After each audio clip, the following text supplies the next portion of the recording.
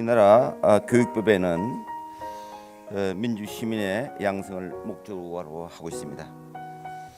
그런데 교육법에 명시된 내용이나 원론적 목표와는 달리 우리 교육은 우수한 상급학교 진학과 출세를 위한 훈련 시스템으로 작동하고 있는 것 같습니다.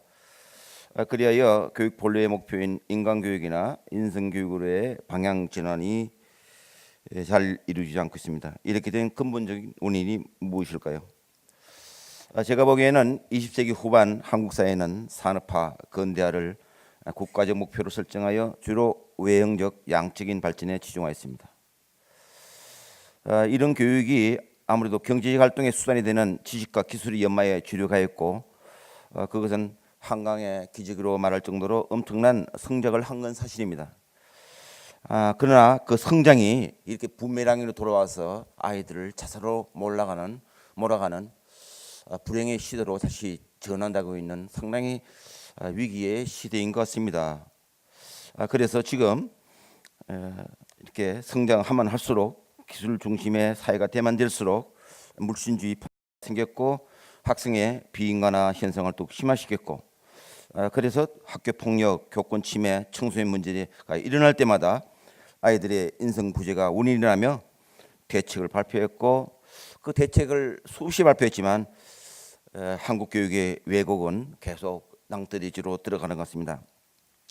그런 학교교육의 왜곡이 심화되는 가운데 최근 세월호 참사가 터졌습니다. 세월호 참사는 선장을 비롯한 우리 사회의 지도자들의 무책임 그리고 인간성 결핍을 적나라하게 보여주었습니다. 학생들은 참사를 통해 어른들이 얼마나 부패했고 탐욕적이며 직업윤리가 바닥인지를 그런 민낯을 보았습니다. 바로 우리 사회의 근본적 취약성을 그대로 드러냈습니다. 그 취약성에도 불구하고 우리의 지도자들은 그 취약성, 그 민낯을 보고도 얼굴 색깔 하나 변하지 않고 여전하게 두꺼운 얼굴을 하고 있는 것 같습니다.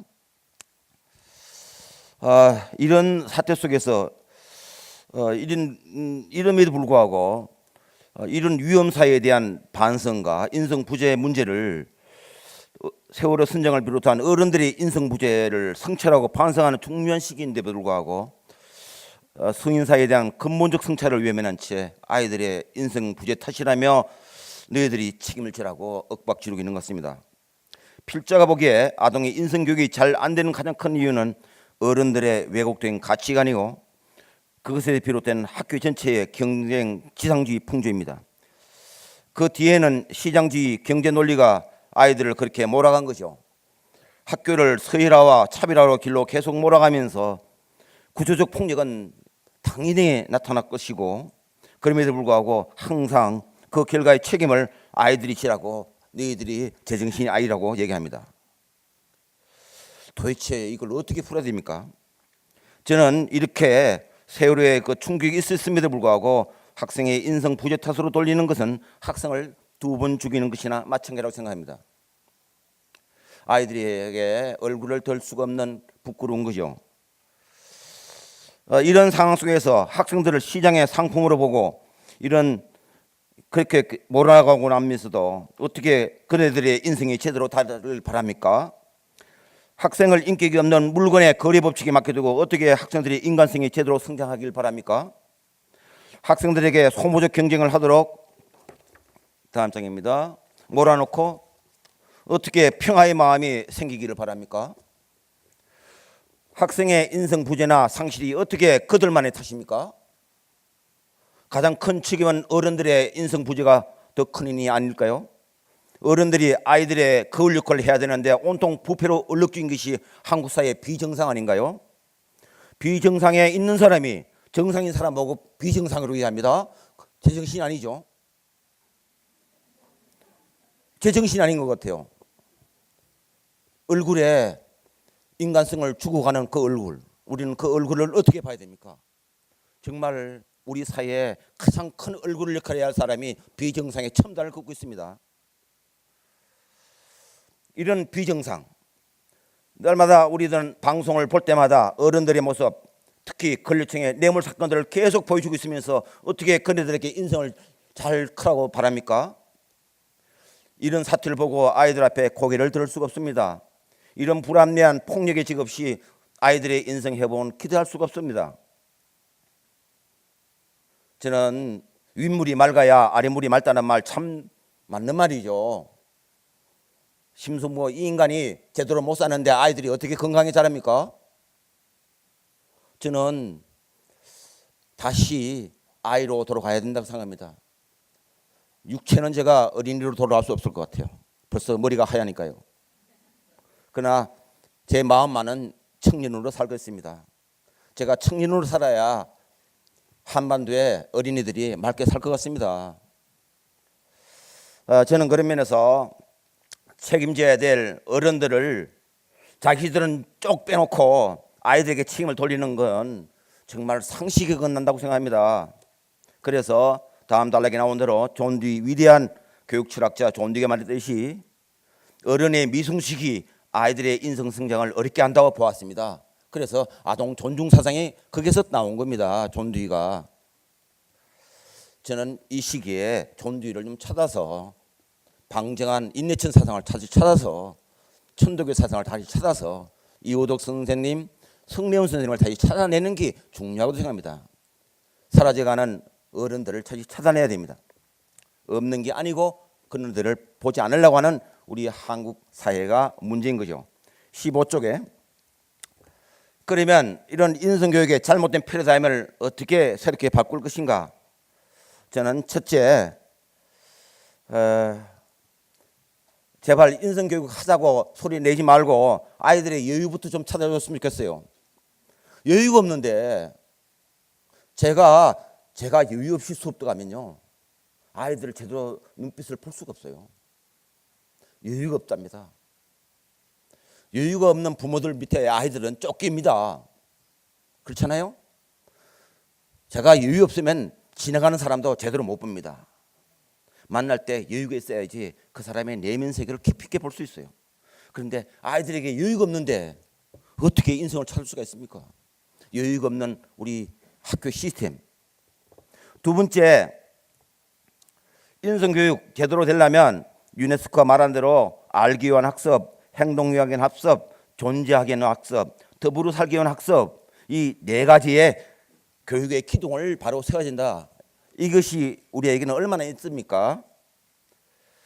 15쪽에 뒤에 가면 오늘날 세계는 읽고 쓰고 16쪽 세마는 3할 시대를 넘어서 읽고 쓰고 세마는 3할 시대를 넘어서 세계를 이해하고 사람 사이의 소통을 도와주는 문해력, 정치적 문해력 중요합니다. 요새는 문맹자, 정치적 문맹자를 키우는 것 같아요. 문화적 문해력, 생태적 문해력을 함양하는 교육을 해야 되죠. 그런 걸 하는데 가장 중심적인 것은 역시 인문교양교육입니다. 인문교양교육은 인류문화유산에 대한 비판적 이해, 강요된 정체성이 아닌 진정한 자아실현, 무지와 오류로부터 해방을 지향하는 세계 이해, 그리고 무기력과 거짓된 세상의 변화와 참여해 둬야 된다는 것. 그런데 현재 인성교육법은 문제학생을 대책반이나 하는 것처럼 마치 경찰서에서 하는 것처럼 하면 우리 교육자 정신은 어떻게 지켜내겠습니까? 우리는 제가 형사님들을 폄하할 생각은 없습니다만은 좀 공격적인 눈빛을 가진 형사 눈은 갖추지 맞다 이 말입니다. 세 번째, 우리의 인생의 민주적 성장을 위해서는 무엇보다 우리 홍수명 존경하는 선생님도 말씀하셨지만 발달의 주체를 바로 세워줘야 된다. 그네들의 아동기를 찾아줘야 된다. 제가 아동기를 찾아준 적에 서 아동기에만 존중하라는 게 아니고 아동기를 찾아주면서 성인기로 넘어가야 되는데 아동기 없는 전자 없는 어른기로 넘어간다든가 그리고 과도하게 성기 어른다움이 없는 전자의 아동기의 독립성을 과도하게 주는 것도 저는 단절적이고 이분법적입니다. 그래서 어른도 살고 아이도 살아야 되는데 지금은 아이가 없다는 게 문제죠. 아이가 없습니다. 아동기가 없습니다. 그 위대한 근대의 아동의 발견을 말하는 루소가 지금 다시 나타나야 됩니다. 따라서 아동기 없는 우리 어른이 됐기 때문에 이런 초악한 얼굴이 된 겁니다. 민주주의를 배우지 못한 가정 속에 자랐기 때문에 오늘날 이 정치가 이 모양입니다. 학생의 일탈을 인격의 부조라고 볼 때는 정신병의 현상으로 볼 수 있으나 인권의 시각에서 볼 때는 일탈 현상을 새로운 이유 있는 저항으로, 이유 있는 반항으로 볼 수 있는 겁니다. 인격을 공동체의 보수적 문화 체제로 볼 때는 부정으로 볼 수 있으나 개인의 자율적 인권을 강제하는 억압 기제로 볼 때는 학생의 일탈을 초래한 체제의 부조리나 불합리가 원인을 제공하신 글에 오히려 그 덤비드는 그 학생이 인류 미래의 위대한 예지자입니다. 그렇지 않겠어요? 다 문제 학생이 오늘날 인류 사회에 혁명을 이룬 겁니다. 제가 문제였기 때문에 이 강단 앞으로 나왔습니다. 중고등학교 때 그 문제야, 그 심승보 알만한 선생님들은 잘 압니다. 그때의 트라우마를 지우기 위해서 피나는 노력에서 하얀 머리가 됐습니다. 넷째, 아이들이 인성을 제대로 형성하려면 학교의 풍토, 분위기, 문화와 분리될 수 없기 때문에 민주주의를 제도가 아니라 생활 양식, 삶의 양식으로 하자는 존두의를 다시 찾아야 됩니다. 그리고 제일 마지막 줄에 나온 대로 도덕교육철학자 콜브가 말한 대로 학교를 정의로운 공동체로 만들어야 됩니다. 학교를 정의로운 공동체로 만들지 않고 어떻게 정의로운 사회가 나오겠습니까? 오른쪽 다섯 번째, 아이들의 마음의 변화에 머물던 인성교육을 제대로 하려면 저는 인권이 길러된 인성교육이나 인성이 길러된 인성교육, 저는 이 양자의 과도한 선택, 그건 위험하다. 저는 인권과 인성이 공존할 수 있는 시대를 열어야 한다. 한번 쭉 밑에 읽어보시고 이런 대립관계로 설정하면 안 되고 양쪽에 동시에 성장을 하도록 해야 된다. 인성주의도 임하고 인권주의도 임하다. 저는 인권의 바탕에서는 인성을 하고 그 다음에 저는 인권이 먼저 있으면 안 된다고 생각해요. 인성 다음에 차츰차츰 인권의 실을 가지고 인권이 인성과 결합돼서 어느 한쪽으로 배척되지 않는 그런 사회가 되겠는데, 우리 사회는 한쪽으로는 자의의 힘으로, 한쪽으로는 우위의 힘으로 해서 소모적인 자꾸 색깔 논쟁을 하면서 아이들을 불쌍하게 만든 거예요. 양쪽의 대립구조를 정치적으로 이용하지 말고 공존시키는 정치 지도자가 좀 나왔으면 좋겠습니다. 18쪽에 여섯 번째, 저는 뒤쪽에 보게 되면 인성교육은 인간만의 인권을 넘어서 평화구로 나아가야 되고, 평화는 사람과 사람의 사이뿐만 아니라 사람과 동식물, 자연과의 관계 속에서 될 수 있도록, 사람만의 평화뿐만 아니라 자연의 평화를 이룰 수 있도록 하려면 에너지 대책, 핵발전소, 전반적으로는 세계관이 바뀌어야 되는데 세계관이 바뀌지 않은 사람들이 우리 사회에 아직까지 구시대의 패러다임에 갇혀 있습니다. 교과서도 새로운 패러다임으로 옮겨야 되고 새로운 세계관이 있어야 되는데 60년대, 70년대 근대적 패러다임에 학습을 받은 이것을 치유하지 않고서는 우리 문제가 풀리지 않을 것 같아요. 그래서 여섯 번째 수정하도록 결론 부분에 보면은 여섯 번째, 이제 오늘날 관심은 국가 안보에서 인간 안보의 시대로, 그리고 이제 생태 안보 시대로 발전하고 있기 때문에 인성교육도 바로 이러한 패러다임 전환의 관점에서 봐야지 아이들이 제대로 보인다. 저는 그렇게 보는 겁니다. 제가 그리스 가니까 한국 경제 문제가 잘 보이더라고요. 그러니까 대상으로부터 떨어져서 정말 아이들을 맑은 눈으로 볼 수 있려면, 맑은 눈으로 보기 위해서는 맑은 냇물에, 맑은 강가에, 맑은 자연산천에 한번 갔다 와야 될 것 같아요. 어느 한 곳에만 갇혀 있지 마시고. 제 말 이해하시겠죠? 마지막 결론 부분에 정리를 하겠습니다. 시민적 인성교육의 요청, 앞부분에 말씀드렸지만 저는 인성교육을 하지 말자는 얘기는 하지 않았습니다. 다만 시민적 인성교육을 해야 되겠다. 인성과 시민성이 융합돼야 되겠다. 인성의 문제는 인간의 문제고 시민성은 공동체 구성원으로서, 국가의 구성으로서 해야 될 시민성이 있는데 왜 인성과 시민성이 이렇게 분리되고 있습니까? 그래서 오른쪽 19쪽을 보게 되게 되면, 제가 시민성 인성 형성은 학교를 시민사회로 형성해야 되고 교복을 입은 시민으로 키우기 위해서 학생들을 노예로 만들지 말고 시민으로 키우지 말아야 된다. 그래서 미래의 시민뿐만 아니라 현재 시민으로 되어야 된다. 현재 시민으로 대우하지 않으면 그 아이가 시민으로 자랄 수가 없는 거죠. 이해하시겠죠? 인간은 그렇게 한꺼번에 순식간에 성장이 안 됩니다. 시민은 차츰차츰 열매도 잎이 나오고 나오듯이 시민이라는 열매는 청성기에 준시민으로 살아난 경험이 없으면 시민이 될 수가 없는 거예요. 따라서 성장을 하듯이 인간 성장도 그리 되듯이 시민적 대우를 받지 못한 아이는 순식간에 투표권을 가졌다고 해서 시민적 판단력이 생기나요? 안 된다 이 말입니다. 따라서 우리의 70년대 80년대에 시민으로 학습하지 않는 사람은 지금부터 시민교육을 받아야 되죠.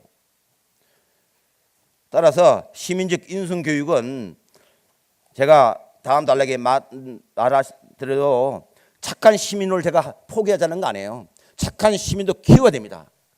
그러나 착한 시민을 키우는 데 머물지 말고 정의로운 시민도 돼야 된단 말입니다.